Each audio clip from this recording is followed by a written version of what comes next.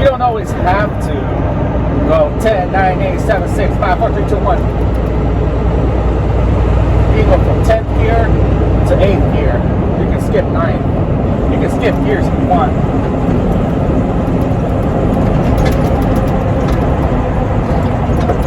I'll show you. 10th gear. Once you reach about 35 miles an hour, shit, pop that out of gear. Once you reach about 25, 26, get that engine up. And I went from 10th to 7th. I skipped 9th and 8th. It's all good. Now, they say you put more wear and tear on your brakes doing that, but are you an owner operator? Yeah, you care about that.